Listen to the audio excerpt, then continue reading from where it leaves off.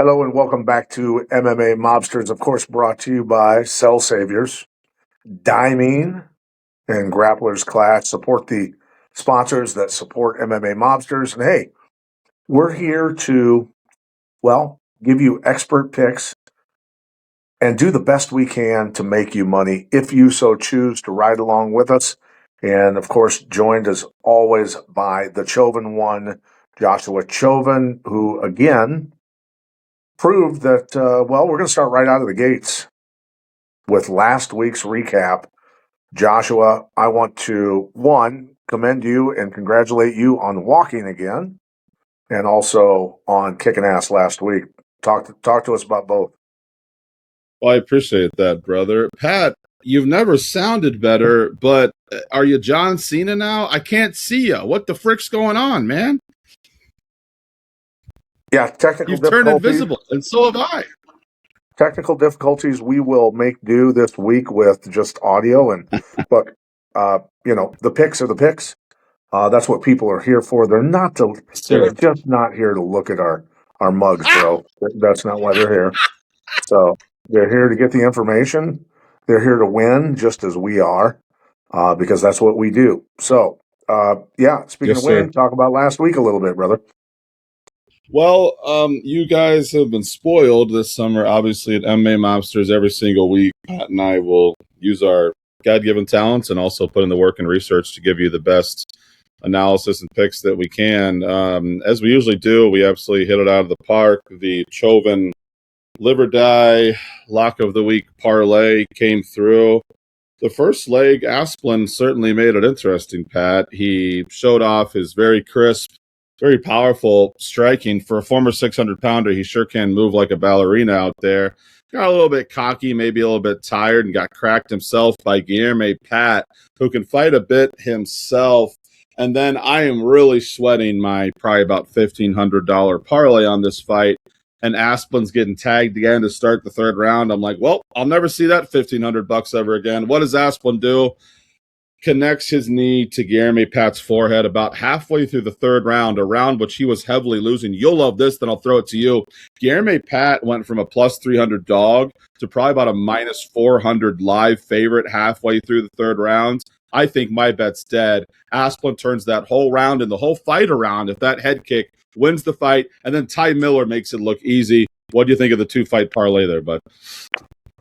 I think it was money, obviously, number one, and I thought it was a pretty good card overall.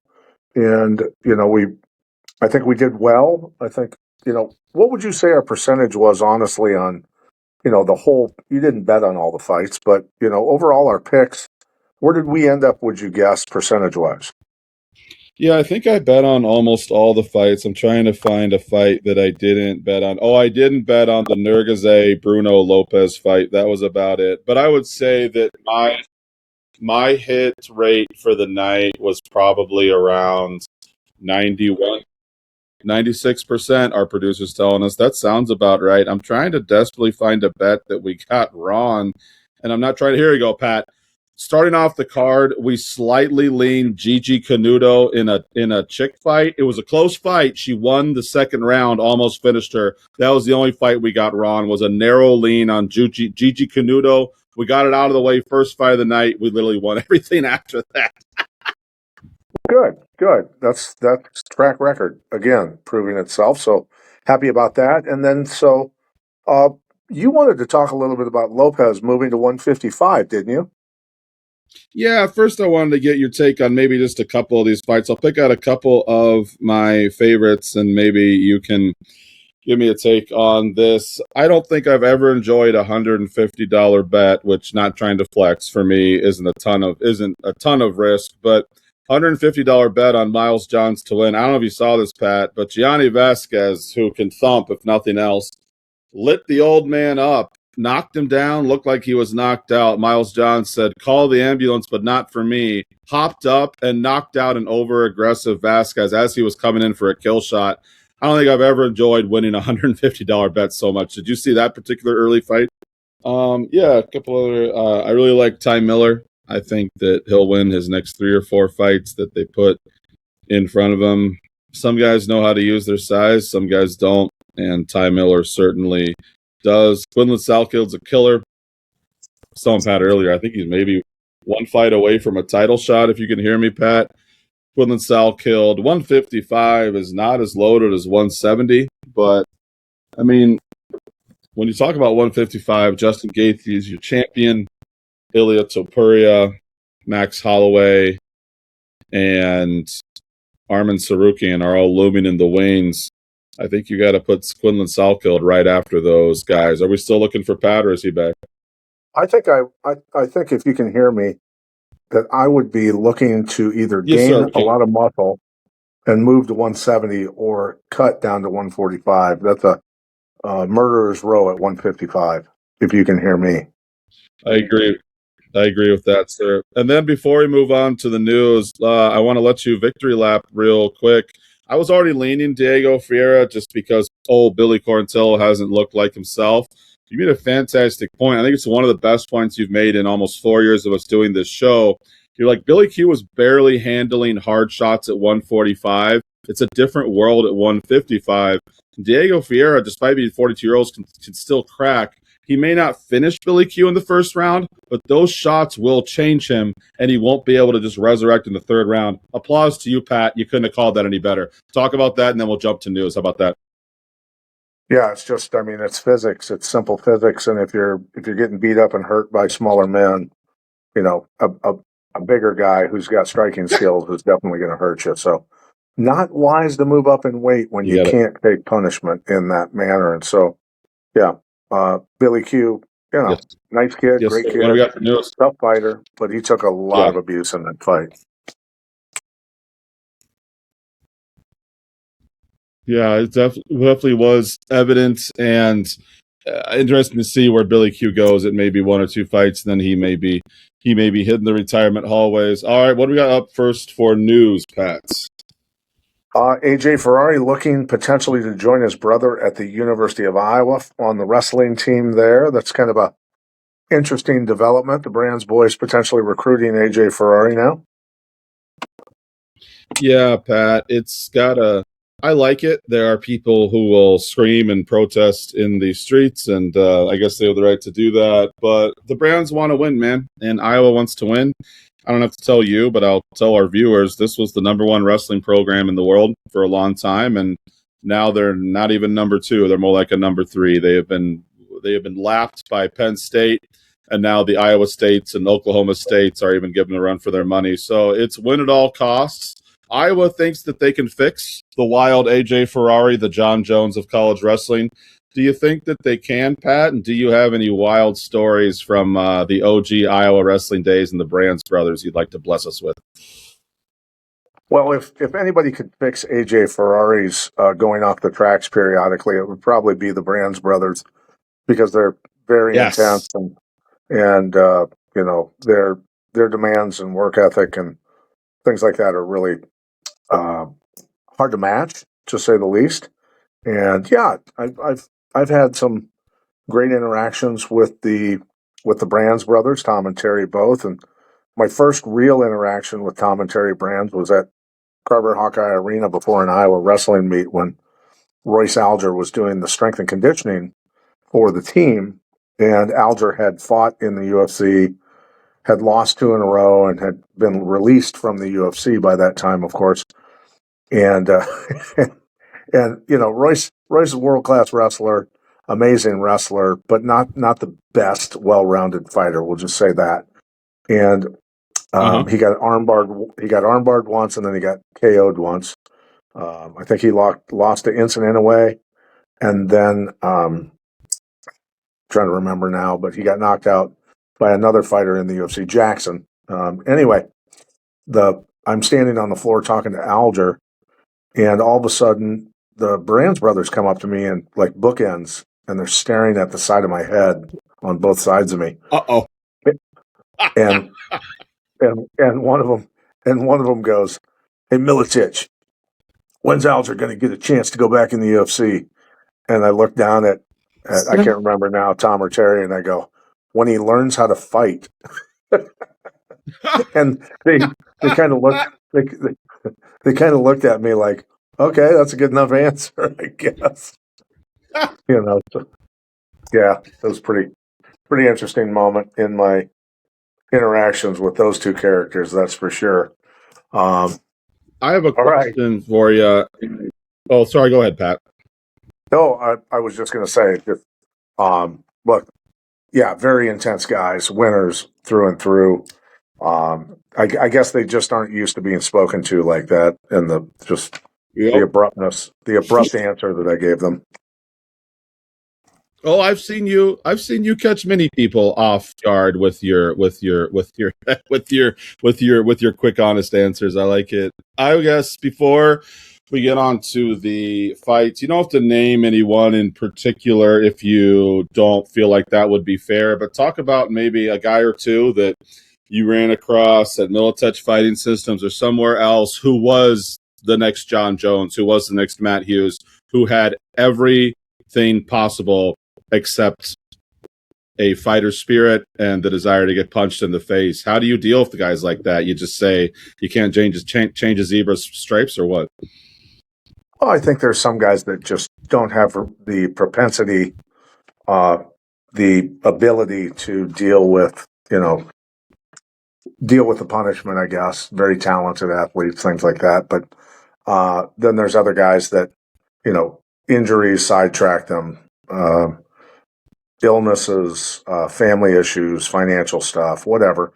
A lot of guys get negatively affected by circumstances in life and can get sidetracked. So it's there's more to it obviously than just going to practice and learning how to fight and all that sort of stuff. There's a lot of things that have to go right for somebody to get all the way to the top, and there's also that mentality of no matter what goes wrong, it doesn't matter as well. You know what I mean? So. Exactly. Yeah. So, okay. Exactly. Moving on to you want to move on to UFC 330 breakdown, brother? All right. Time for some fights. Sounds good, Let's buddy. You want to kick us off with our first fight of the night? All right. Yeah. Okay. Bottom of the card, working our way up. Jeremiah Wells, number 29 in the world against Orobai. Orobai's 16-2, and Wells is 13-4. Both guys in the KO division have done really well. Submission area, pretty solid. Fared, better than 500 in the decisions. What's your breakdown of these two on the bottom of the card? Yeah, Pat. First off, let's play a little game. If you were to guess who would be the favorite in this fight, who would you pick, and would it be a big or a small favorite? Because I think these odds will shock you if you haven't seen them yet. Orobai, to me, I lean a little bit towards him. Both these guys are pretty solid. Quality of opponents for, both of them have been, better than a 5. We'll say that. Up, a little tougher for Orobai from my observation. But, that's where I lean a little bit with Orobai. Yeah, and you're setting me up here, Pat, because that's what I thought too. What if I told you Miktek Orobai was in the promised land of minus 1,200? He's opened up at minus 600, which is already a little bit high, and he's been steamed out to the moon here. So we're starting off with most likely the Chauvin lock of the week. I mean, I get it. I would have picked Orobai too. Jeremiah Wells is kind of all over the place, never seems to really know who he is or what he's doing, but he has potential. He can strike. He has a jiu-jitsu game. Seems to get taken down pretty easily, and that's kind of what the Miktek Orobai, they literally call him the caveman in the most not offensive way possible. He's a terrifying looking guy, and he's really good at steaming you to the ground and holding you there. Minus 1,200 seems a little silly, but I have to follow the line movement. His line is doubled, Pat. Minus 600 to minus 1,200. This is looking like the free money trade hits us on the first fight of the night. All right. Well, hey, without looking at the odds, I mean, I was leaning that way, so I'm not completely off base, but 1,200 maybe seems a little much. We'll find out when the fight happens, right? Yeah, and as usual, anytime that a UFC male favorite fighter gets into that illustrious 4-digit range, that's minus 1,000 or higher, they win 99% of the time. We've seen it. We just saw it with poor Darren Elkins getting crushed last week. The 4-digit favorites are as close to free money as we get in UFC. So let's just add another one to the list. Okay, brother. All right, moving on to Ramiz Brahimaj against Neil Magny. Neil Magny with 45 fights total in his career. I think he's got, almost. Well, wait a minute. I think Neil Magny has almost, how many fights does he have in the UFC? 35 or more? I think he's up there. He's maybe 7 or 8 behind Jim Miller. Maybe not even that much, but a lot. Oh, you got to be okay. And so who is favored in this fight? Like, I mean, yeah, is Brahimaj favored? Brahimaj opened up at minus 110. He's out to minus 152. I like that line movement a lot. Brahimaj is he's a kid. He's a good kid. He's been the underdog most of his UFC fights, so gotta love the move from usual underdog in his first 2 UFC fights to he keeps winning as an underdog. Let's make him a small favorite. The professional sports bettors said small favorite isn't good enough. Let's drive him from like minus 105 out to minus 150. So Brahimaj, not as the massive line movement, but honestly, I like the Brahimaj pick almost as much as the Miktek oral buy pick, but instead of betting $100 to make $10, you're betting $100 to make like $80. So that is certainly interesting. Lucas Fernando, tread carefully. He's been a massive favorite in his last 2 fights and been knocked out brutally. But minus 45 to minus 280, I like it, but I don't know. It's interesting the sports bettors are moving that line because they have to all be, we all follow line movement. So they have to be a little concerned about Fernando's past few fights, but Tobias is there to be beat. I think they're honestly trying to correct Lucas Fernando's path and get this really good, really hyped up prospect that they probably signed to a decent deal, try to get him straightened out and back in the winning ways. And as Coach Pat can attest, that's sometimes all that it takes. Tresean Gore versus Vicente Luque. This is a fun fight. These are 2 fighters that are similar, and I like Luque here. He pulled off an upset in his last one. I don't know how Tresean Gore is still in the UFC. I really don't. Luque, it's 2 different stories. It's Tresean Gore as a young kid that really has lost way more than he's won. Probably on his way out of the UFC. Luque is more of a veteran, close to a UFC Hall of Famer who has earned the right to go on his own terms. Tresean Gore hasn't. I think this is almost being given to Luque as somewhat as a gift. So I like Luque here. I cannot do words today. How now, brown cow? How now, brown cow? Moving on. Dante Johnson, the former Caged Aggression champion. Shout out Caged Aggression. Dante Johnson, I mean, he did win his last fight. I don't know that it was super impressive. He went to a split decision with Cody Brundage. But Cody Brundage is tough. It's not the first guy that he's come out and surprised a little bit. But again, give me Dante Johnson as my pick. Joel Alvarez, coming off a loss finally, but he was fighting an incredibly good Ukrainian fighter, Yaroslav Amaslav, who I have a lot of respect for. I don't think there's much shame in that loss. I think Amaslav beats just about anyone in the 155-pound division, except for maybe the top 5. So I do like Joel Alvarez here. Chidi Njokiani has never impressed me much. If they would have made this fight before Joel Alvarez got a little bit embarrassed by Amaslav, Alvarez would have been minus 700 for this fight. So I think you're getting a bit of a discount on Alvarez.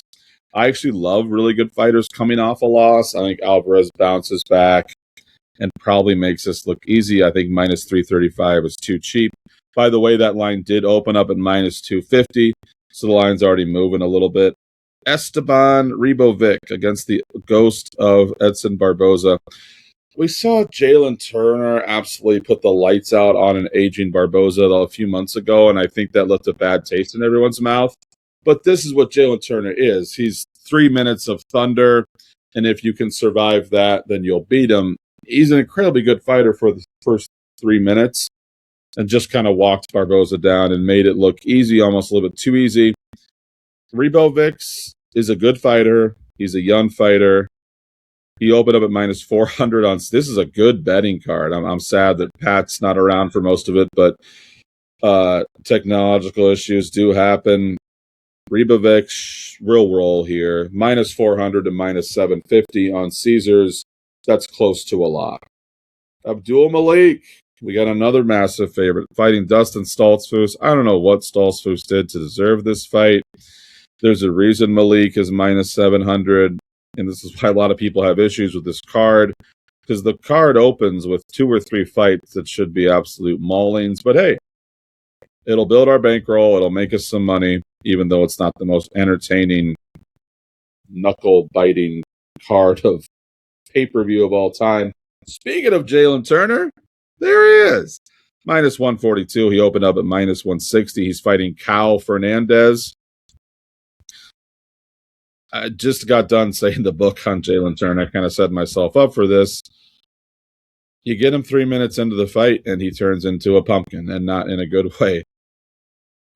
It's a live betting opportunity. If you see Jalen Turner not even get out of the first round, because then the sportsbooks will flip the lines, and they're not dumb, but 3 minutes, 3.5 minutes into the first round, if he hasn't finished Cal Fernandez, it's probably a 90% chance Cal Fernandez wins the fight in one way or the other, because Jalen Turner, he just isn't the same fighter after not even the first round, the first few minutes.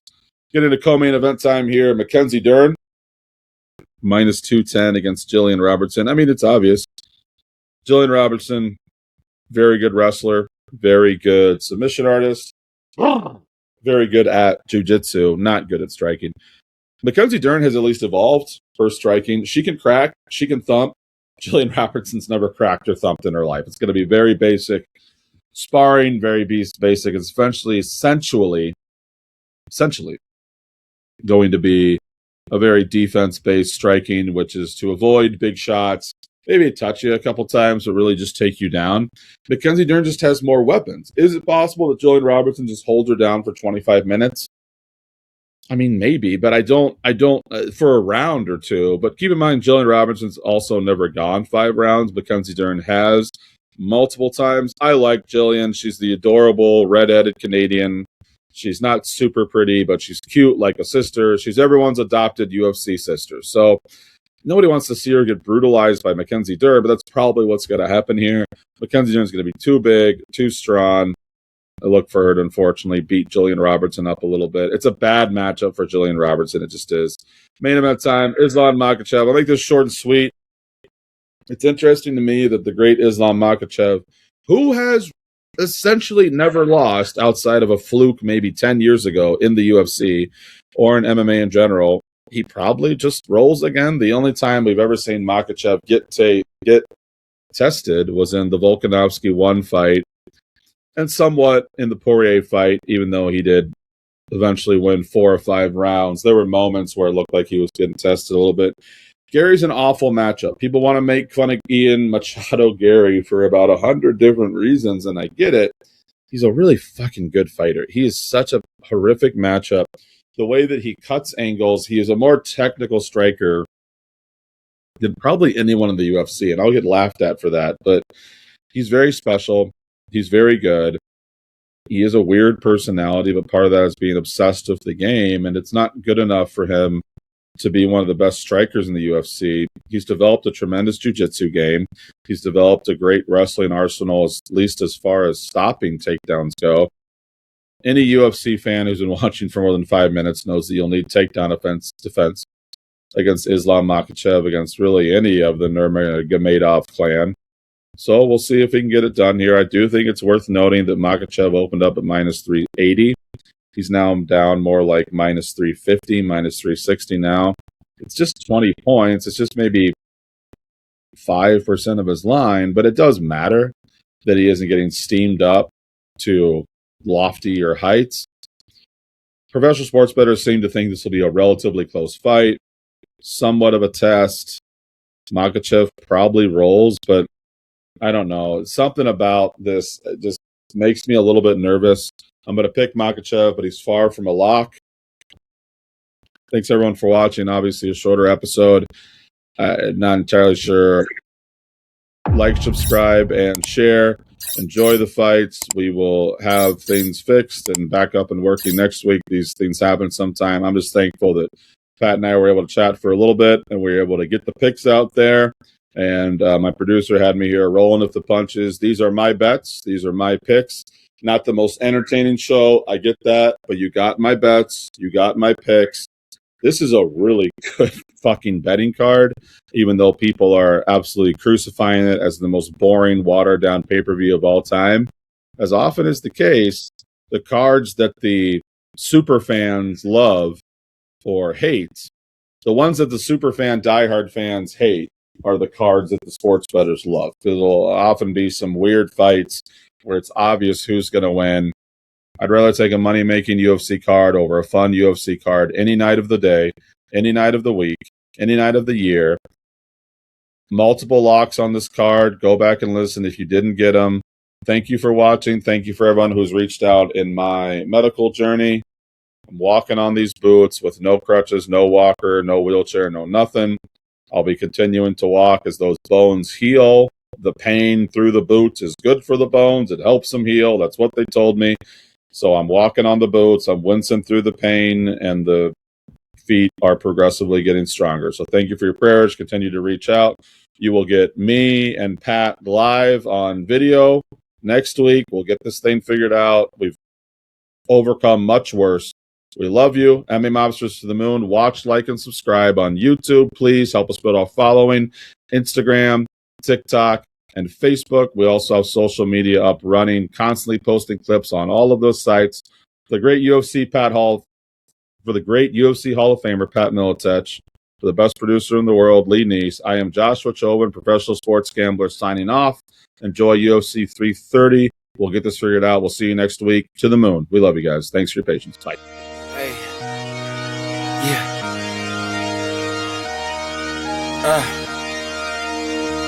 Yeah. Hey. Giving it all.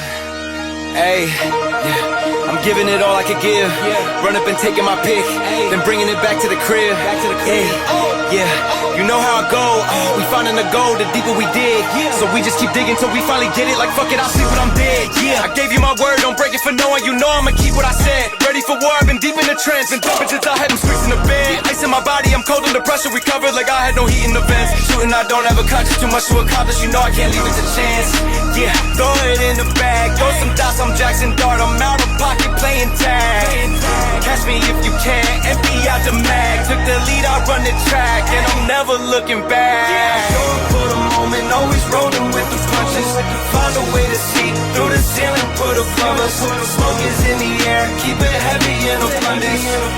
When the dust settles, let's see who remains.